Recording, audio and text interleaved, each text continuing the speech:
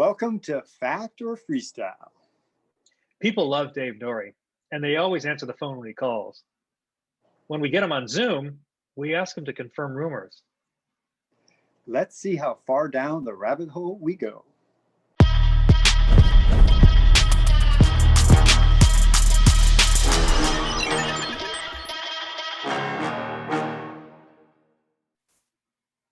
Hello, Dave. Hello, Joe. And I got this sun situation happening again. Okay. Yeah, we should mix it up with some actual facts. That's an actual fact. There's one in there. That's perfect. All right, good. Well, contest insurance is real. But Here comes Adam. Well, contest insurance is real. It's just you're not there. No one is supposed to know about it. But it hasn't actually. We don't know if it's actually taken place. I do know that it has taken place. So Adam knows Matt's coming, but Matt doesn't know Adam. Well, this is perfect then. Yeah. Can you guys hear me? See me? Yes. See you, hear you. Hey, man. Cool. Yeah, sorry I'm a little late. You're all good. Welcome. How are you? I'm good. I did a pretty warm, humid, sweaty mountain bike ride this morning, and was just kind of cleaning up and stretching. But Yeah, nice. I'm good. Yeah. Cool. We had one other person that was joining. Did you know who that was? I do not. Oh, good. Okay, we thought maybe you did. There's a surprise for you coming in just a few minutes, but welcome to Fact and Freestyle. You haven't been a part of the show, have you? Have we had him on before, Joe? No. Right. Adam, by the way, like on Zoom in the small window, Yeah. you look like Ryan Reynolds, and it's a little bit freaking me out. So Yeah, Barry, that guy, he has a long list though, trying to get that guy on. yeah, I was gonna say he's never on time, so it could be him. Oh, I think he's, how many times we've talked to his agent and like, we're not even getting through. They're not even replying to our email. One reply said, yes, we'll get back to you, but that was months ago. So let me call Joe. Yeah. All right. Well, here comes our secret guest. Oh, it is him. Joe, how'd you pull that off? Oh, there you go. Man. I paid Carl. Matt's probably getting up right now. Well, it's a fancy glass. It is. Did you get It's so that with funny, a like, milkshake? You know what? I remember I had that tea one time. I had 2 tea bags, and Lee, Large Ray would just like wouldn't let up on it. Man, that tea bag, that double tea bag, Nori, it's just killing me. Stop it already. We had Large Ray on. He's hilarious. We love that guy. I have a lot of episodes to watch. It's been quite the ride. It's kind of taking on its own, I would say. Wouldn't you say, Joe? Yes. And I don't believe that Ray didn't turn the microwave on. I think that Ray, once Ray started getting on podcasts, he started telling people that other people turn the microwave on. What's up, Matt? I'd have a backdrop of books because that's what people do on news when they're getting interviewed or whatever. Yeah. Said a lot. And an old Haro cassette. You know, when I ordered some edit stuff recently, Joe, they sent me it on cassette. I don't know what the deal is, but I mean VHS. Did they also sell you a VHS player? Well, when I went to eBay, it was like there were some used ones sold, and I think it was related to Haro. It was like Haro designed, I don't know, name. Anyhow. I recently got a lot of old VHS and some Betamax tapes converted over through Legacy Box.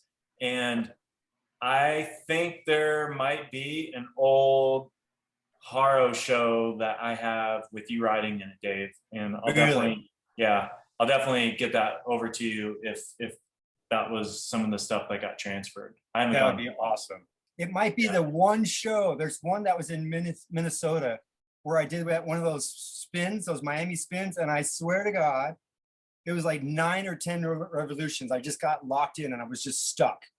And of course, Joe, I didn't pull it, but we that's a whole nother story. I didn't pull it, but it doesn't matter. I spun 10 times around. That's I was just awesome. like, I'm not coming down, guys. I don't have footage of it though, so it's just my story. Okay, if you touched at the end of that, I think it should still count because that was spectacular. Okay. Without being able to get together, a lot of rumors, one facet of some story would come to us, and that's why we put this together, because after a contest, people would tell stories, and if somebody was saying something that wasn't right, somebody else would call them out. Dave and I set out to set the record straight, and we've uncovered some amazing, amazing things. Where I was telling a story, for example. Fact or freestyle, Bob Harrow is an over gripper. And Pete Augustine was on the call. And I was saying the first time I ever met Bob Harrow, I was so excited, and he totally overgripped me. And I'm wondering, has either of you met Bob Harrow before? And do you think he's an overgripper?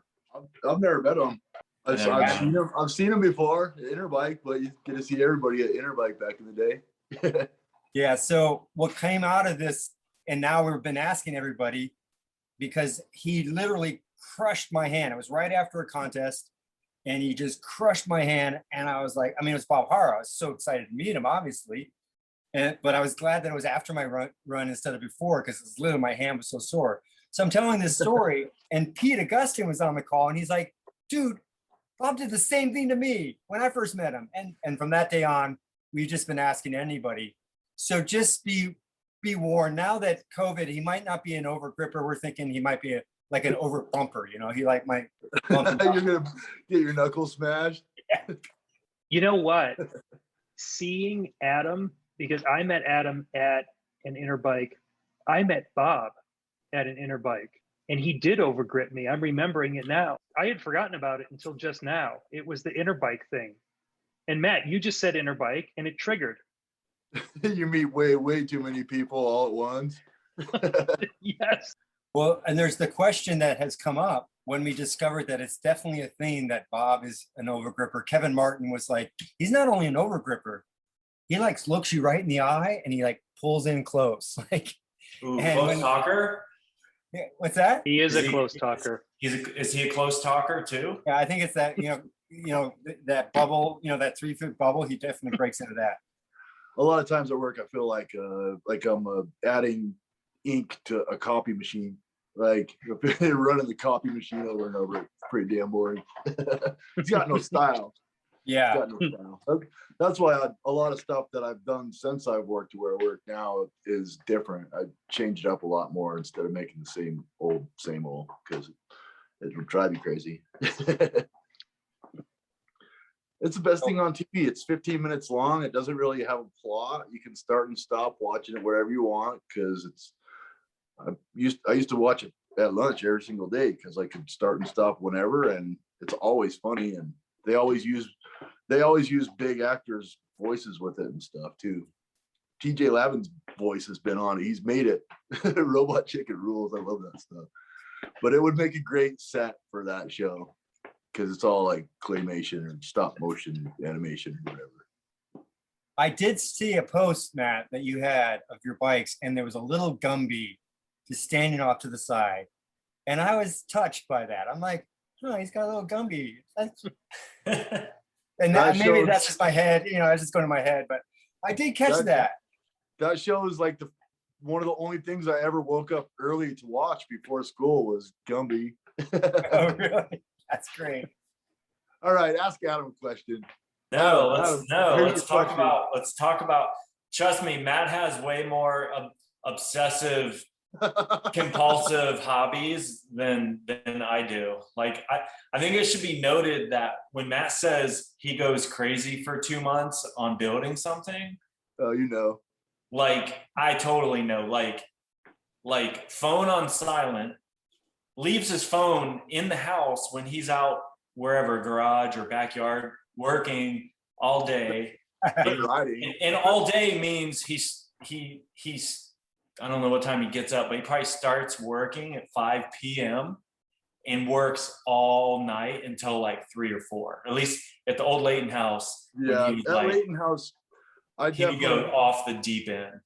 that garage ramp, I could build in there all night long, like the sun would be coming up. And I ran saws and screw gun out back till the sun came up before, and nobody stopped me. Nobody called the cops on me. Your neighbors were scared because they saw the coffin around the curved wall ride. No, they would just. Yeah. So go in circles. Joe, you know, I just was thinking, Adam mentioned Carl. I'm actually wearing the no. This is where I met these guys, really, because we probably met before, Adam. And Matt, I don't know, we probably crossed paths before, but really we met at Carl's place. Like that's where we first got to hang out. And I just really appreciate that. That was 2 years ago, and I'm hoping to go back again this year. But didn't you hear something about, because Joe, you know about how much Carl has put into that. And yeah, so this is what I heard. So we know that Carl tells the story that he does little fundraisers to like fund the park, and he does shows and stuff like that. But I heard that when he was fundraising at the beginning, nobody believed that he was actually a like freestyle rider, because his haircut, like he had a McCoy, and nobody believed that he was actually extreme. And that's when he decided to cut a mohawk before he walked into the next like benefactors. And then once he cut his mohawk, everybody believed, and they thought it was really cool. And that's what eventually took off. And then he got the bronze sponsorship and all of that. So have you heard that as well? Is that true? I gotta get some terms straight here. What's a McCoy? Like McCoy, like Dennis McCoy. So right, I guess like you know, mullet. Like what era McCoy? Because I'm pretty familiar with all of them, I think. Maybe probably not as much as Dave, of course, but it was the, you know what, that's a really good call. It was the 80s McCoy, I believe. I think it was pre-mullet, wasn't it? So Adidas McCoy, or it was Adidas further McCoy. Yogurt Danup McCoy. I think that's pre-Adidas. I never went this deep with that. God, I always just thought of McCoy as like he just had like a very clean, like no, it was boy haircut. It was the Danup McCoy. Okay, yeah. It was the Danup McCoy. Yeah, nobody likes a Danup McCoy. That's why Carl didn't really do much for him. But once he got that, it's like he means business, right? Yeah, I mean, people are gonna give you money, of course. Exactly. They're like, oh my God, on a mission. What this man guy's for the kids. This guy's supporting the youth, and he still thinks he is one. Yep. Okay, so that seems like that's fact, Joe. Can you chime in on this, Matt, at all? Matt's not saying anything. I'm gonna say that's fact. It's fact. Yeah. Well, he's pretty successful. Whatever he's doing, he knows how to talk to people. He knows how to hype stuff, and he knows how to get helpers for his crazy projects and crazy ideas and round up the troops for sure. His house out there reminds me a lot of my old house, except for I start building and I'm like, no, I don't want your help. I'm doing it this way. Dude, the first year I went out there was 2018, I think. Were you there, Matt, that year? Did I see you both years? Yeah, when the building was all sticks. Yeah, and it was totally muddy, and like we were going to do a freestyle show. Joe, I never told this story, but we were going to do a freestyle show, and it was going to be like at 10 o'clock at night after the band played. And I'm thinking, man, Carl, like I don't know if anyone's really going to come over, but it's all good. And then it poured rain. It like downpoured for like a good half an hour. And me and, oh God, I can't remember the guy's name right now. He's an Ohio writer. I can't remember. Anyhow. Trevor. Right, yeah. Trevor. You guys dried it up. Yeah, we were out there squeegeeing it. And then all the reclamation guys left. Fred and Robert, the whole crew left. And still I'm going, Carl, like I get it, but no one's going to want to trudge through the mud. Well, guess what? Soon as the band ended, it dried up enough. We got the floor squeegee and everyone came over. It was like a mob scene. They're all climbing up because the walls were built but there wasn't any framing or roof. And everyone was just hanging out. And I swear it was like one of the best shows at like 11:30 at night. It was epic. It was pretty cool. It was super cool. And what's cool about that too was something like, obviously, like it was your demo, you spearheaded and everything, everyone was there to watch. But like before and after, there were all these like jam circle sessions going on, and it was cool because I think there were more like there were a couple like true Flatlanders there, but you had like the park dudes doing whatever they thought Flatland was to them, and they would do it. It was cool. And like, I think Beringer was 5 or 6 Zimas deep by that time, and Hip whip, he was doing hip whips. He was doing cornholio hip whips like that and stuff, and it was super cool. It was cool. It was just like, it was awesome. Yeah, the vibe was amazing. And just going back to Carl, like Carl has created that, and it all goes back to, I think we've established it was cinching that deal with Braun and doing the Mohawk. That's what started it all.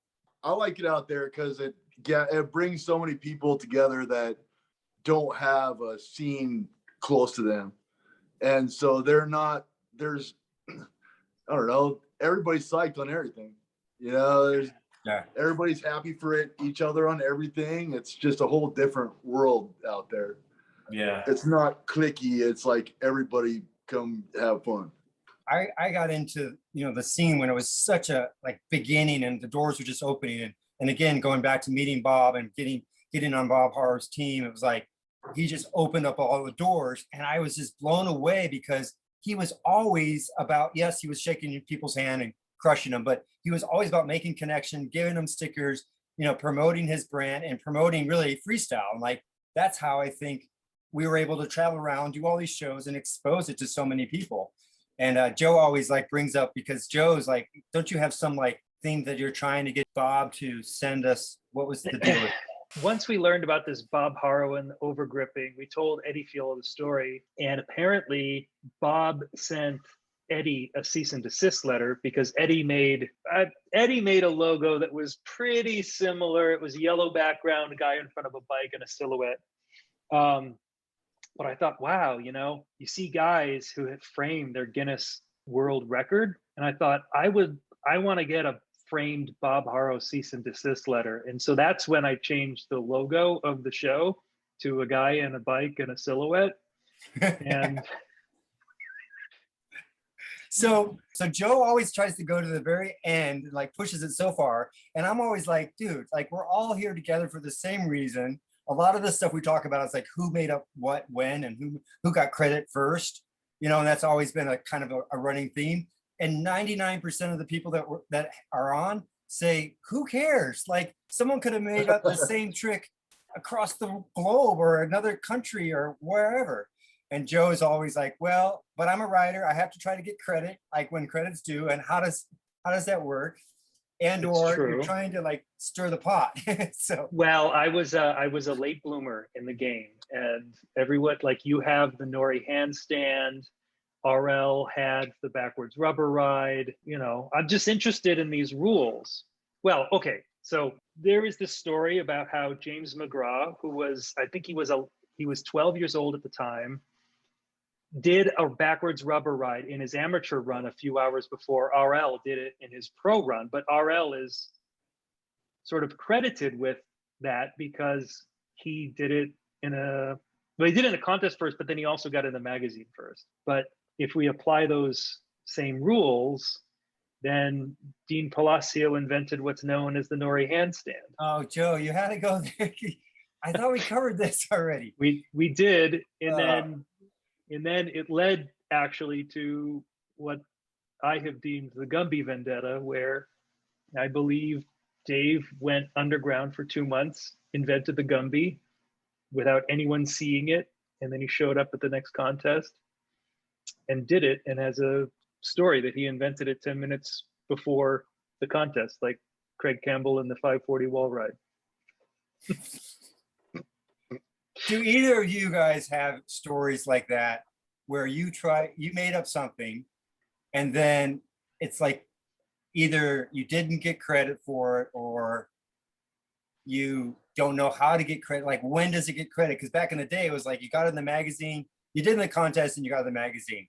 That's kind of the way that you claim it. I have a story, but it's other way around, and it's flip to sprocket.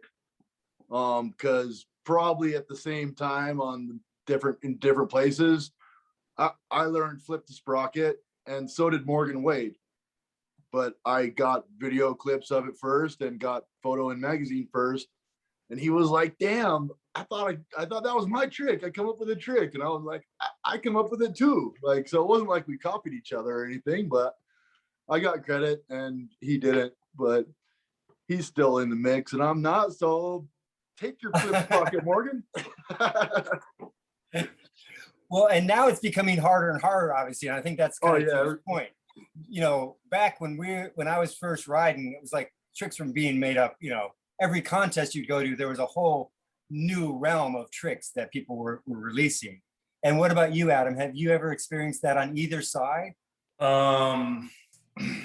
There's one thing, and it's, I mean, you're right. Back in the day, it was like if you saw it in print or video, it was kind of like your thing, you know. And now it's just weird because social media and internet and everything, and everybody's just adding a bar out or into something, or an extra tail whip or some quirked out thing or whatever. But I mean, I don't know. So there's one thing, and this is actually weird because it has to do with Matt. Oh, cool. I'm so glad. And I don't think we've talked about this before.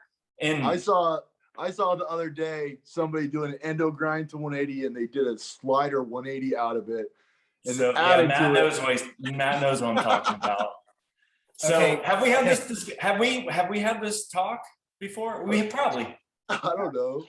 Anyway, so because people ask me, and I'll do an endo grind, which what Matt said, which so like an endo grind is like, just think of a double peg grind on a flat rail, but drop your front wheel down. You know, so you're like back peg is on a rail, you know, and you're like doing a nose manual, but your back peg is kind of latched on a handrail. You know, you're not doing it down. You could do it downstairs, I guess, but so kind of opposite of Smith, because you're okay, right. So it's funny because when I do those, people are like, oh, Beringer grind, you know, and I've through the years, I don't know, like I've come up with like my twist of variations or whatever on them, and people are like, oh, endo grind, like, and you know, whatever, that was cool, or sorry, they say Beringer grind. I always called it endo grind because I saw an old props and Lucky did it at Woodward East, so Lucky's the one that invented it, not mine. Right, but so when I ride with Matt, he does them and he calls them endo grinds, and when I ride with basically anybody else, and Matt's not, you know, like they're like, oh, Beringer grind. That's a good point though. I totally remember that props issue, Matt, of Lucky doing it. So anyway, what I'm getting at is I have video footage of me on when was the last year they made a Dyno Detour Pro version? Oh no. So I have video footage of me. Doing it on like a flat rail on street, like, let's see, I don't know, 89. I remember I was riding the Dyno Detour, like, it wasn't cool to ride Dyno Detours then. It was past their time. People were like on the first version of S&M, like a dirt bike or something or whatever. But like I'd broken every frame in like I don't know. I got this chrome dyno detour, and I was actually stoked because I got as a complete, and it was like my first time getting 3-piece cranks, and like it had like nice wheels and stuff. So that predates Lucky doing it then. I think I'm trying to think of when that. I mean, it had to, because I think the Lucky one was like at least mid-90s, right? Because he was on the Yellow Standard, right? Was that Yellow Standard? Yeah. Yeah, I totally remember that clip in props. Okay, but there's one key question there, Adam. Did you touch or did you write out of it? Did you clip peg? I did pull them, but here's the thing. So the video footage is in a video part that my friend Chris Hargrave made, and it's called Beer. And it was just like me and like 5 other friends in Virginia, and he made it. He was in college. And the clip, I don't know why they used the clip, but it has me doing it, and then my front peg catches and I crash. I do it, you know, by crash. So what's funny is they actually used the clip not because they thought it was a cool trick, but because of the crash. Good crash. Like it wasn't even like a legit trick then. I always did. I always did them, and I always still do them because I'm too damn lazy to do a bunny hop, man. Like, and they're fun. They're too fun not to do them. It's fun, and nobody does it. That's the fun part about it. Is like everybody's trying to do ice pick to 180 or ice pick to bar, or Smith bar hard 180, this, that, but nobody's even messing with the Endo Grind because it's not what's hot. But it's hot to me because it's not what anybody else doing except for Adam. I'm so glad that we're not meeting at a bar or something. You guys are going to be butting head, you know. It's fun. No, I call it Endo Grind. I call it Beringer Grind. Like, you know. Well, after this, you guys have to call if you ever see that handstand on the handlebars where they're holding, you have to call it the Palacio stand. Because Dean Palacio, he did it in the contest first and he got it in the magazine first. So I kind of had to let it go and just, it's all good, you know, it's freestyle. That's what I call the Endo Grind, and all the goofy stuff me and Adam both do are all freestyle. Yeah. For sure. Yeah, I agree. That's fact. You know, another thing that happens on this call, and I'm glad that Adam, you kind of were able to come to a place, because this is a safe place, but it's also being recorded. So again, at the very end, you can say, hey, by the way, Joe, could you cut that one part out? I'm just feeling a little bit uncomfortable. Whatever it is. No way. We can't. We're not cutting nothing out. No, I'm not going to say. I've done too many of these. You just don't say anything that you know. It's awesome that you guys are saying like you're willing to cut it out, but like don't say it and then be like, oh, can you erase that? Then they're like, oh, that's good stuff. We're not going to erase it. We've had a few people that have cut out quite a bit, and it's been good stuff. And someday we'll have the unreleased. I don't know. We'll have to have a private party or something, Joe, to release all that, because factOrFreestyleBMX uncut. Yes. factOrFreestyleBMX uncut. Take that, Bako. Yeah, exactly. It does come up, you know. It's like you get uncomfortable, you know, and you get conversation and you talk about things, and it just kind of comes around. And I don't know, Joe, I'm remembering just last recording. I know you don't want me to put you on the spot here, but you had something, and these guys actually will probably know. These guys will understand it. The clip that you're referencing. So Joe, come to your true confessions at this point, because I think it's good to be said and get it out. The more, you know, it's a process. It's like the 5 stages of grief, right? All right. And this was 2015. And then a couple years later, he did the documentary. Damn. Freaking crazy. Oh. And Rodeo Peanut had something to say, and this is me.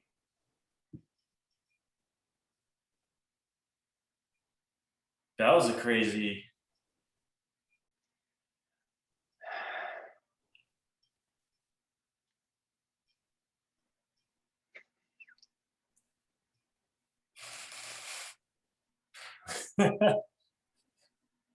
So what's your dilemma here, Joe? So a lot of dopeness came from that clip, and I used that clip on Clash'em, that Red Bull, like, am I hot or not thing, and I won. That clip had me win like global Clash'em the last 3 months that it existed. But I haven't really confessed that I didn't pull it, because I kicked the crank at the end and it was under my ankle and I couldn't do the ride out. Oh, Joe. So Did you say that you ever pulled it? I didn't say that I didn't, and I didn't say that I did. It was just But assumed.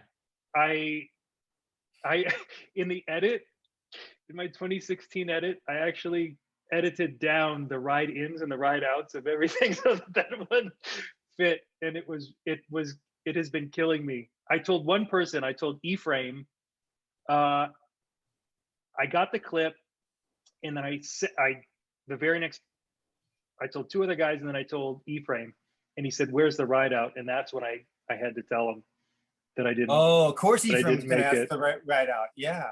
That's the first thing he asked was the ride out. I'm like, God damn it! You realize that I broke myself off in order to get that clip. I mean, I think I know, but on that link, the hardest part is jumping from, what was that, like a forward wheelchair or something, I don't know, to what? It was no-handed, right? No-handed, from no-handed wheelchair. Was it no-handed? It was no-handed from the front, and I jumped no-handed and landed. Can you play that again? Can I see it again? Yeah. I'd like to see it again. It was crazy. I will play it in. So no-handed wheelchair or something or other to. So what, did you grab the bar? Okay. No-handed. Okay. To. You don't have to play that slow, Joe. Well, that's all right. And the tire hit. Look at that. And your tire bounced? What? Yes, the tire bounced. You cannot get down to the tire in time. So I had to learn how to catch it on the bounce up. On the bounce. What's that even called? Like a gliding locomotive or something? Technically, I guess. Yeah, backyard. Yeah. Well, it counts for a clip, but not a contest. Good point. Well, and even in a contest, you would still get points, but you'd get marked off for not riding out. That's true. That's a tough one. That's a tough one because, like, it's the whole line on Flatland. Like, I don't know, like, if a lot of times people like jumping or especially like skateboarding, they're celebrating before they actually really pull it. They're running away, and it's like, well, you didn't even run away, but you rolled away far enough. And even the fact that, like Matt was saying, like, it's the whole link, like even everything up until that jump to the backyard, you know, like if you would have touched, like, or got squirrely, like, in the beginning of the whatever it was. I keep saying no-handed wheelchair or whatever, but no, it's not. But whatever that thing was, you know, and then like you touched at the beginning or the end, but it's pretty clean until that last bit.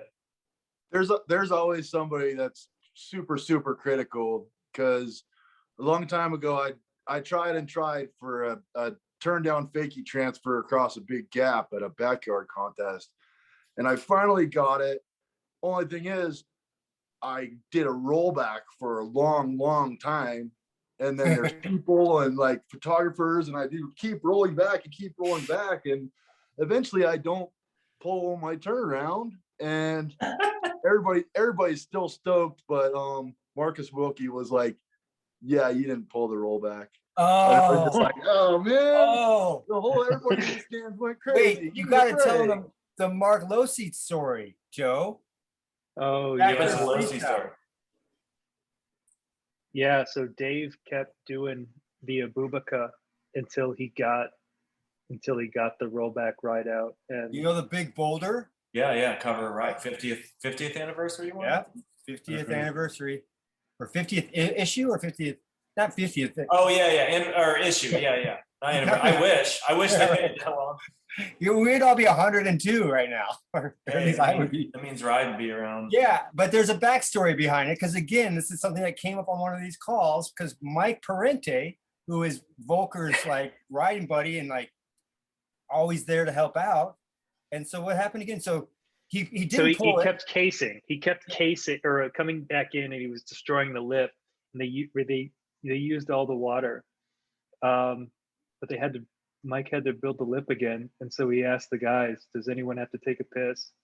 And that's when Mark pissed on the dirt. And then Mike was so intent on repacking it, he got in there, He's in there with his hands. and Mark was like, Make "You it know that happen. you're packing my piss." Yeah.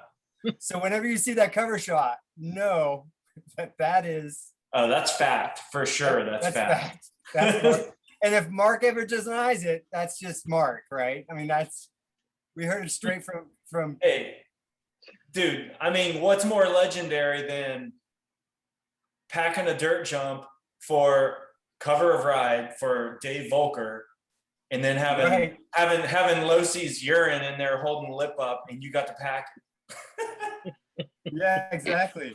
Literally, the stuff legends are made of right there. Okay, so I guess I have a confession I just thought of, Joe, since we're all in this.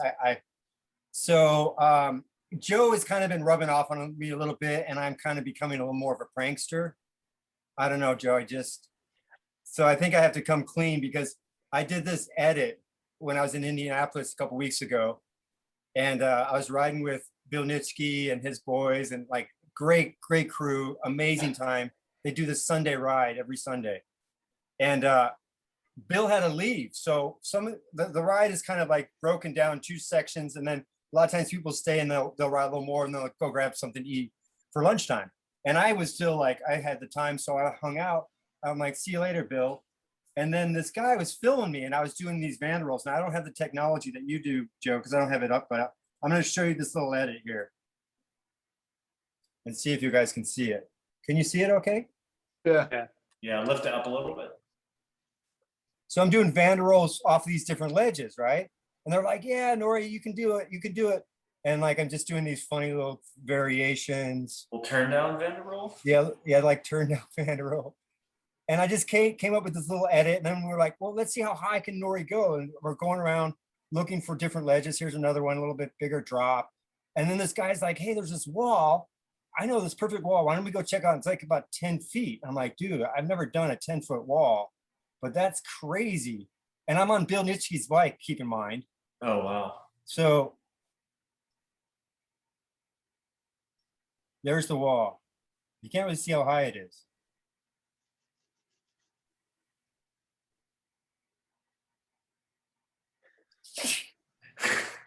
And then What happened there? and then you hit the street light and broke the street light. You knocked over the light? No, that's my confession. I sent that to Bill. No, I had him, this other guy send it to Bill and said, Nori's, I hope your bike's okay, but Nori had to go back to Chicago and he's pretty beat up. And he sent him that video. And then it had all the videos of me vandrolling off, but just the last one was just pictures, because I didn't do the 10-footer. I think if I did the 10-foot drop, I would need to have suspension. But then I'm not sure if Vander would be okay with that. I have to be respectful of Vander. I think that, like, if you had a bigger drop, you could maybe inspire the next generation to do that off the drop and throw in another front flip before they land. There you go. Double The Vander. double Vander drop. So it's a Vander. Wait, what would Vander be spelled backwards? Because it would have to be a Vander or something, you know? Factor Freestyle, the Jose Vendetta. Hey, Or- speaking of flips, there was this theme that's been coming up, Jose, right? And the Jose Vendetta. I don't The know. Jose Vendetta. Yeah. I'm so sure you guys have heard of this. you guys have heard about the Jose Vendetta, right? No, I haven't. Tell me. Jose Yanez is pissed at Brian Blyther, and it's been 40 years because Jose has Super 8 footage of him doing, he claims he has Super 8 footage of him doing the first ground tail whip, but Brian got it in the magazine first and gets credited for it. So Jose decided that he's going to do something that Brian's never going to do, which was the backflip. But no one calls it the Jose flip. And a lot of people have sort of lost sight of Jose, and Brian did a backflip. And so Jose, as part of his documentary, is getting some royalties from the Rad streaming re-release. And he's going to do a ground tail whip on a Travis Pastrana gyroed motorcycle in Baldy Pipe. Have you guys heard anything of this story that's come to be known as the Jose Vendetta? No. I used to, I don't know how we had each other's number, but I used to talk on the phone with Jose Yanez for a long time. He would talk for like an hour at least, go on and on and on. Did he ever mention Brian? Did he ever mention Brian or anything about Blyther? No, he was trying to get back though. It was when Fuzzy was Red Bull team manager, and he really wanted to do stuff in the industry again, but it just wasn't there for him. So hopefully he's getting back into doing something. Hopefully he's getting a vendetta with whatever he's doing. Yeah. I want to see Did he give you tips on front flip? Because you did the first front flip, right, Matt? I can't claim it. Fuzzy tried it at the 94 Grands, and Mike Dominguez tried a 900, but Matt, I think I don't know. I pulled my first one in 97, and I'm pretty sure it was the first one where somebody didn't have front brakes and it was over a dirt double. So, and I still crash half the time if I ever try them, and I always have. So I think that consistency has never been my bag.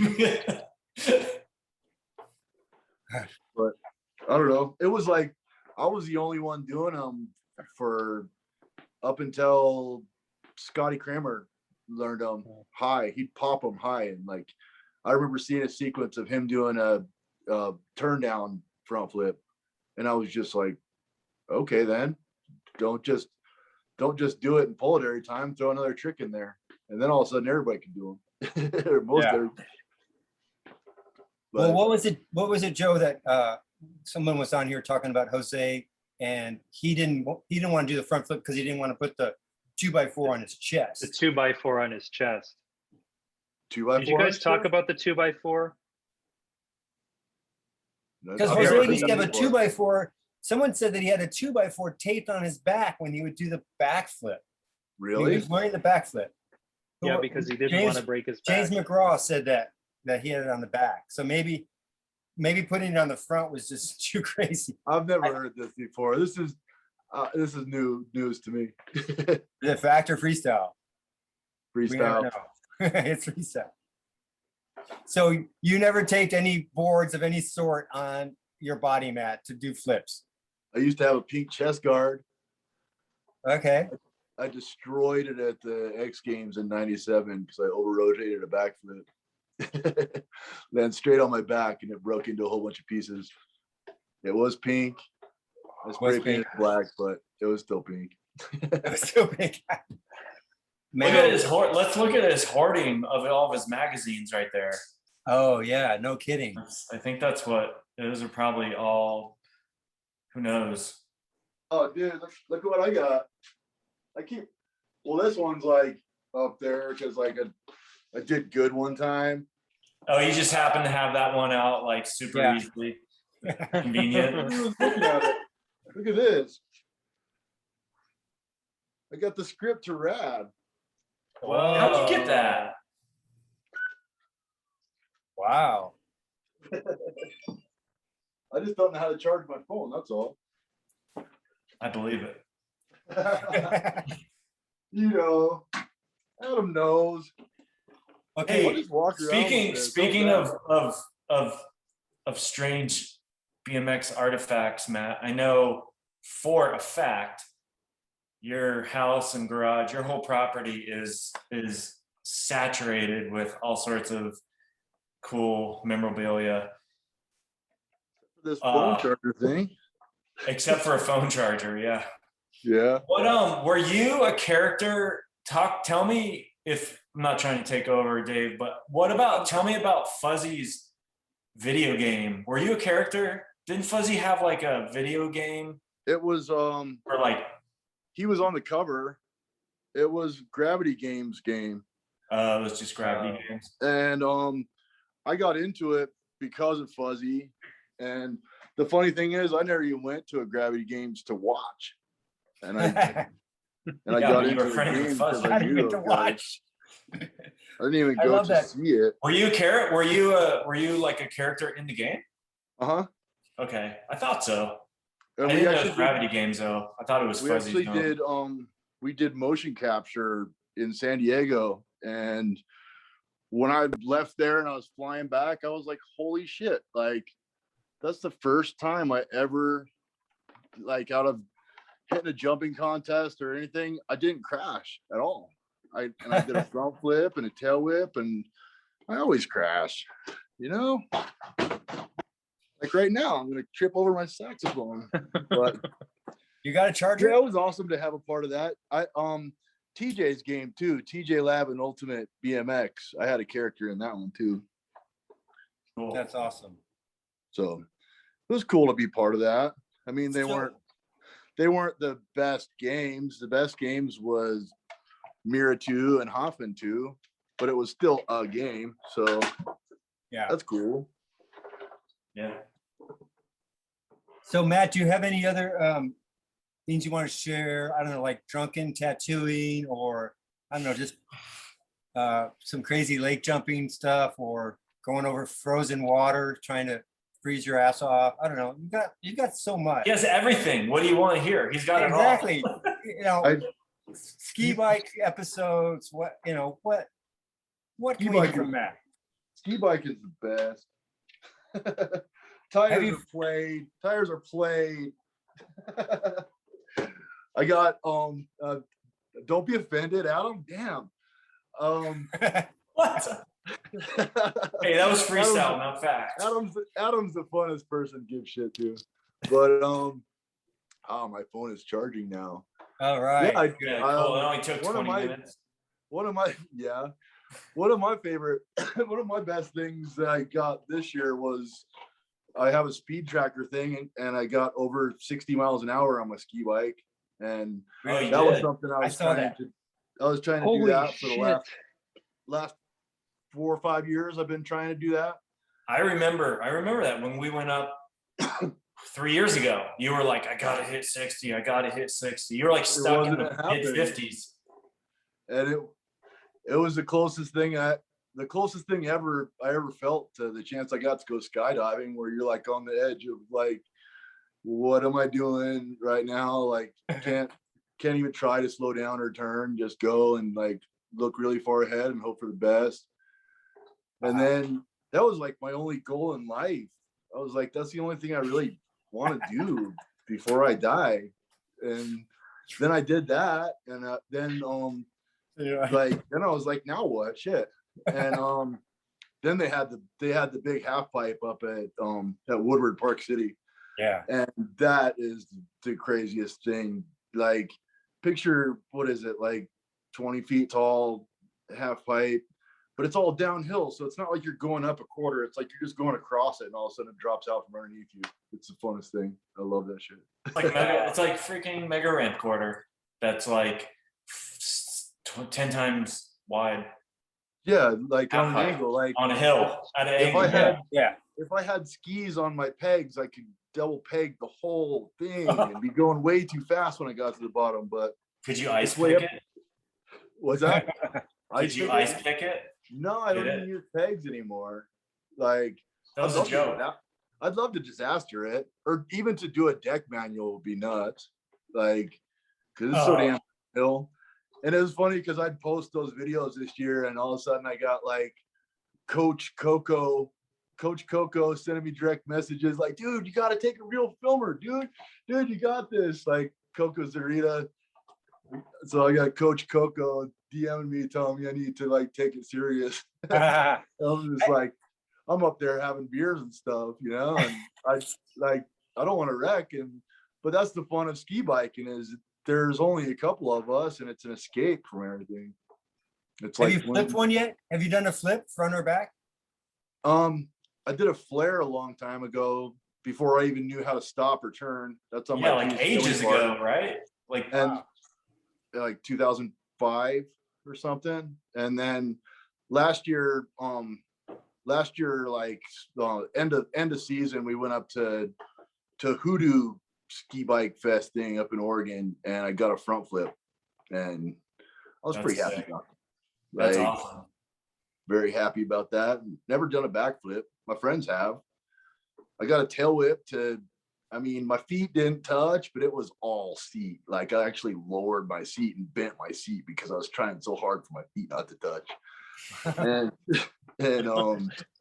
a good turn down, but I landed with my foot kind of off. It didn't touch till I slid out and ate shit, but I did the best turn down I ever did on that thing because there isn't brake levers or anything. I don't know. I love that stuff. Summertime sucks, man. I hate this heat. When's it gonna snow?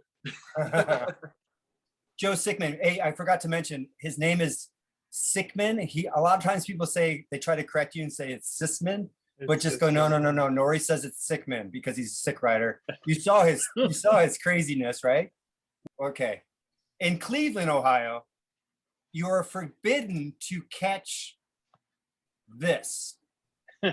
Large Ray shitting on Diz Hicks' chest. Oh, you are forbidden to catch that. No, you're forbidden to catch mice without a hunting license. I gotta watch this Large Ray episode. Oh, he doesn't. He talks around it a lot, Joe, doesn't he? He talks like he does a lot of hand waving, but you know what he's talking about. I think the best line in there was, he said, "Man, it was the stupidest thing that I ever did." That's what he basically, because he said at the time, but looking back now, he thought it was so stupid. He said it was the worst day of his life when that hotel. He's talking about all the cops swarming into West Palm Beach, and Kevin Martin was like, "I have been waiting my whole career to get that call, and it hasn't happened." It hasn't happened.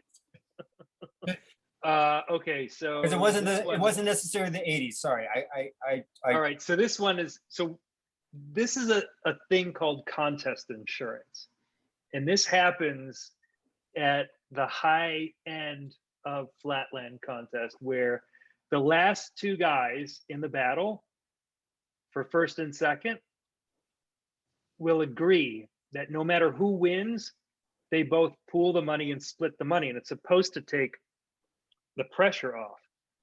They call it contest insurance. Does this exist at the shadowy cabal of elite park street dirt riders? Yeah, back when 1999 Sports and Music Festival thing was at TJ's house, and they decided to have the contest where it wasn't a bunch of people anymore, and it wasn't a big event situation. It's just in TJ's backyard. So they only had 5 of us. And it was me, TJ, Nasty, BF, and Fuzzy.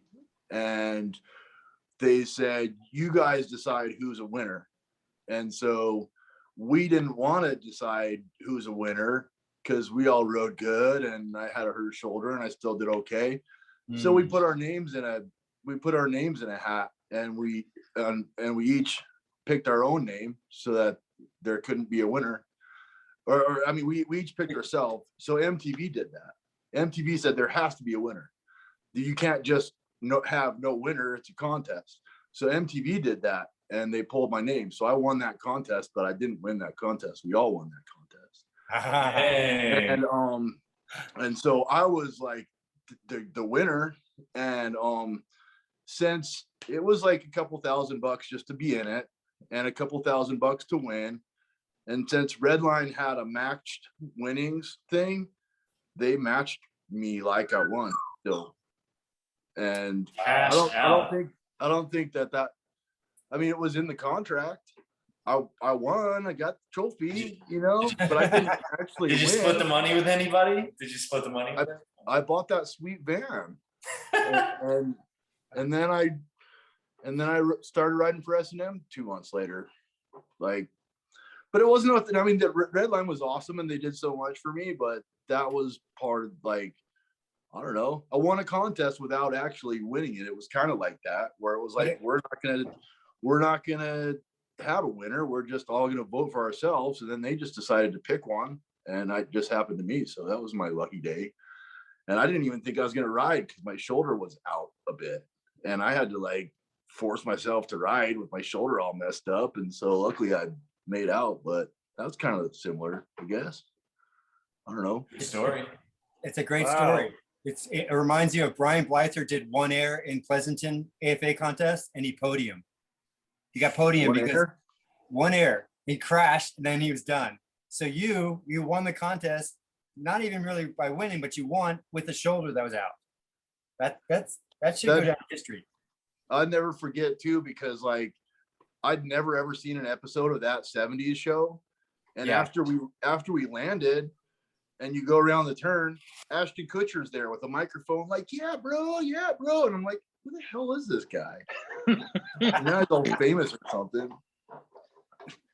How about you, Adam? Have you ever done any, like, just deciding to say, look, take the pressure off. We'll just join forces and split the money?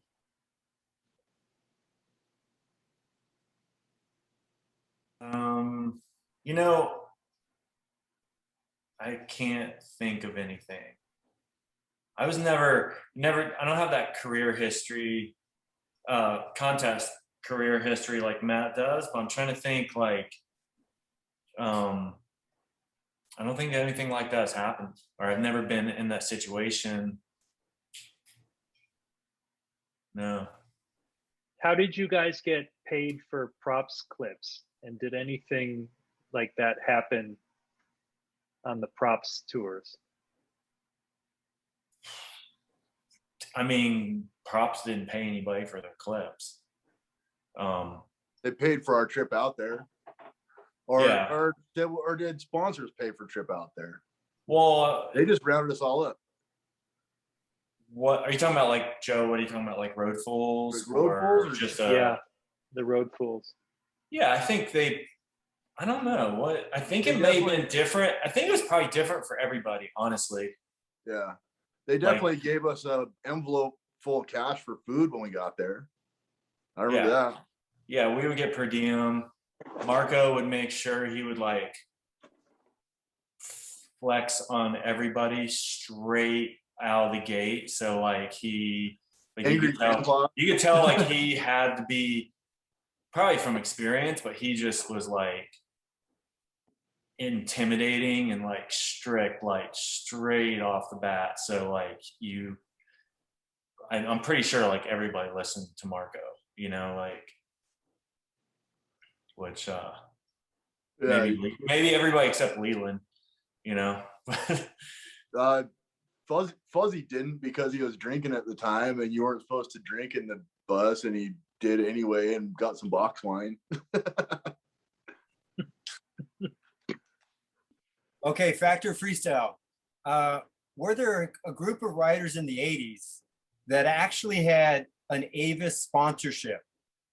And the contract was allowing them to just destroy rent-a-cars because Avis wanted to just get good coverage. Publicity is like good or bad is good. Is that Factor Freestyle? That's got to be Freestyle, but I've heard about a lot of cars getting destroyed. Yeah, I heard once some racers destroyed a car so bad that they tried to ditch it in a ditch and report it stolen, and they got called out and they got fired from their teams over it. I agree. That's got to be Freestyle. I've heard like I feel like you could get away with so much more like 25 years ago for rental car type stuff. And Yeah, Fuzzy and Chuck blew the airbags on one of their rental cars because they were like rallying it in a parking lot and hit a curb. Blew the airbags. They had like burns on their arms and stuff from the airbags blowing. Whoa. Not me. I wasn't that. I was never crazy with them. I didn't want to get in trouble. Plus, I only had rental cars when I was on Redline. I never had rental cars on S&M. It'd be like, nope, somebody will pick you up or find a ride somehow. Okay, here's another one. All right, factOrFreestyle.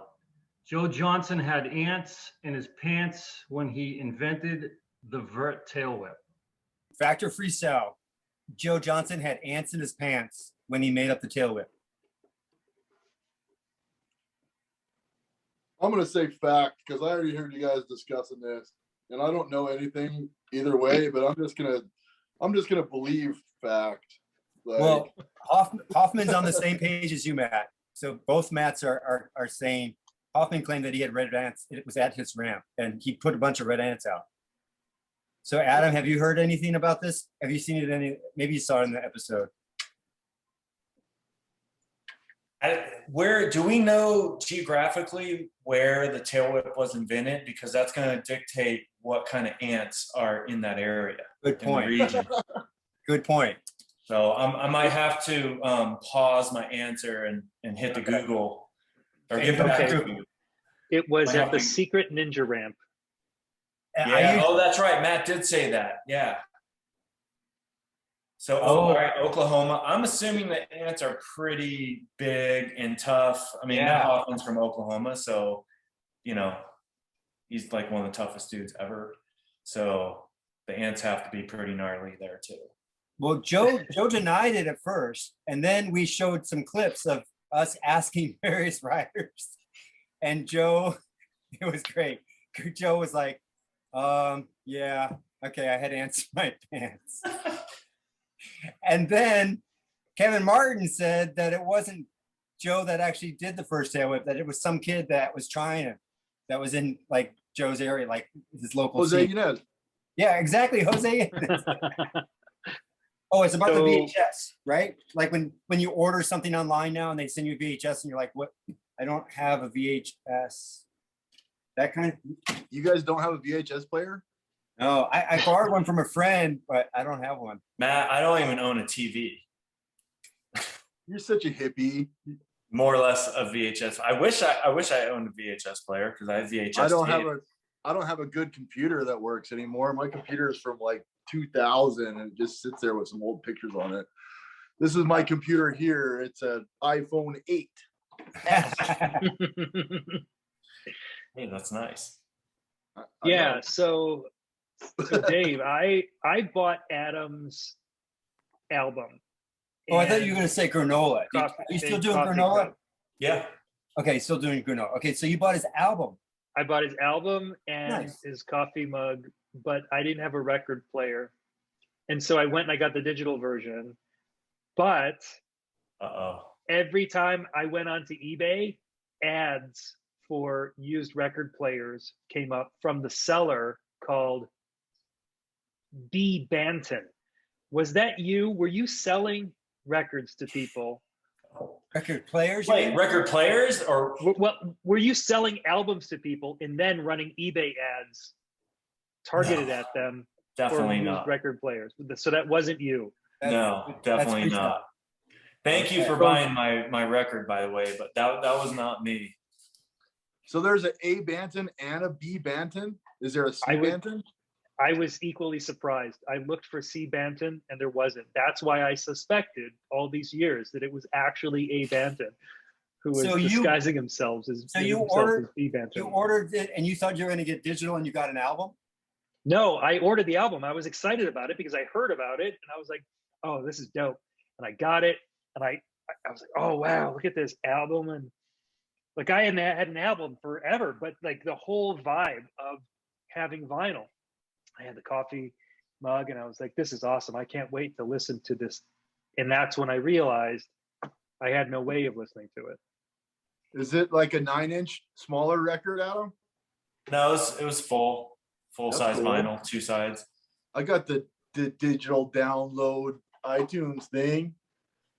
It's okay, I guess. Oh, I love it, Adam. I didn't know there was a record though. I would like to have a record just to have one for my collection because I got a sweet record collection and a record player that I don't ever use, but every once in a while it gets dusted off. I didn't know that there was an actual record of it. Yeah, I pressed vinyl for that one, and I actually don't own a record player now. I thought it was really cool, like to buy like an old record player and stuff. So I bought one. This was like after the album was released and everything, and I was like, oh, this seems cool. It's like, it looked like an old school, it looked like a coffee table, and the record player like folded out of it and everything, and like it was had tubes and everything. And I realized like how crappy they sound, and it's not that cool to have something like that. And so one of the tubes died out, or I needed a needle or something, and it was like you could barely find them, and the ones that existed were super expensive. So I sold it broken on Craigslist, and somebody was super stoked. Craigslist. See? Oh, we lost. So Matt. Joe, did you bought the record was supposed to come with the download card for digital also. That's what I thought. Well, that must have been how I got it. But yeah. Well, let me know if whatever you need, I'll send it to you. If you're, 6 years too late. Okay. we lost Matt, so that's a shame. I bet you his phone wasn't actually charging. I bet you he plugged it in, and you have to check to make sure that it's actually charging. It didn't actually charge. But he just needs another beer from the fridge, and he'll pop back up. Yeah. Well, we should wrap it up though, because I know Joe, you said you have to go. But oh my gosh, Adam, thank you so much. It's been great. Hey, this was awesome, guys. Thank you for thinking of me and having me on. This was awesome. Of course, yeah. Super Awesome. cool. And this is the final opportunity to have us cut anything out. Are you comfortable with us using all the content? Yeah. Okay, good. Whew, I was on my edge of my seat. I thought he was going to say something. No. It's funny that it actually worked out perfect that that we got to talk about the Endo Grind thing, because that, seriously, I don't think I had ever, Matt and I had ever talked about it, because people call it the Beringer grind, but Matt calls it the Endo Grind. But then I do have that video footage of me a long time ago doing it, and then it was just I was like, would it be weird to bring up? I'm like, screw it, let's talk about it. So that's great. No, it reminds me of a story back when I was riding and I got on Haro. I just finished my pro run, and Eddie Fuel was my big idol back then. And I heard him, I was back there kind of just finished my run. I was going to the back, and I heard him talking to someone else Nori just went, and half his routine was the pedal was on the ground. And I was crushed because he was my idol. And I actually put my pedal on the ground because he used to do those pedal stalls. And then I did pedal spins, and then I did a pedal handstand, and then a Gumby, so I did all these pedal tricks. So I thought, okay, well, it's cool. It's okay to stall it on the pedal. Yeah. So 30 years later, I was down at Robert Christille's house for the Joe Stingray release. And I had that same thing. I'm like, man, I might as well just tell him. So I Eddie, back in the day, I overheard you talking about my run and how I had my pedal on the ground. And, it just crushed me because you're my biggest idol, and you still are. And he's like, oh, dude, I don't even remember that. No, it's all good. And it felt so good to get it off my chest after so many years. Wow, that's awesome that you brought it up though, and confronted it with him. That's awesome. Why not, right? Yeah. You out-pedaled him. You pedal flexed on him. And that's why he was that. Joe, you always have to take it to the next level. And I did do a pedal trick in 2019. A new pedal trick. I did a pedal spin bar spin, which I don't think anyone's ever done. And I didn't have ants. And I didn't have ants in my pants. I guarantee there's no ants in my pants. All right, man. I guess we'll just say bye to Matt. Yeah. I'll send him a text.